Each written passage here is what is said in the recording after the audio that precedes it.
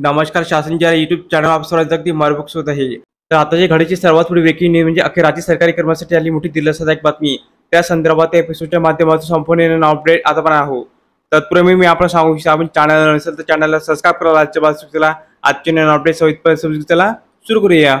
राज्यातील अधिकारी आणि कर्मचारी वेतन त्रुटी निवारण समिती 24च्या कामकाजाबाबत सामान्य प्रशासन विभागाकडून अत्यंत महत्त्वपूर्ण शासन निर्णय निर्गमित करण्यात आलेला आहे.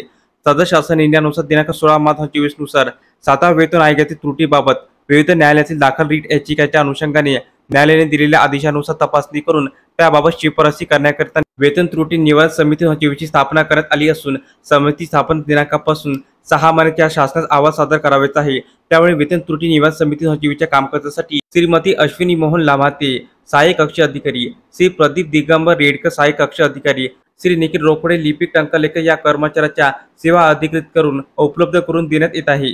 सदर कर्मचारी सेवा ह्या वेतन त्रुटी निवारण समिती 24च्या कामकाजासाठी 6 महिने अथवा समिती आपला शासन सादर करेपर्यंत यापैकी जे अगोदर घडेल तोपर्यंत तात्पुरत्या स्वरूपात अधिकृत करण्यात येत आहे. सदर नमूद कर्मचारी सेवा तात्पुरत्या स्वरूपात अधिकृत करण्यात येणार असल्याने त्यांच्या वेतनादी विषयी बाबी संबंधित कर्मचारी ज्या विभागात सध्या कार्यरत आहे त्या विभागाकडून हाताळण्यात येतील. तर अशा प्रकारे सरकारी कर्मचारी संदर्भात अतिशय महत्त्वपूर्ण अपडेट या एपिसोडच्या माध्यमातून आपण पाहिले आहे.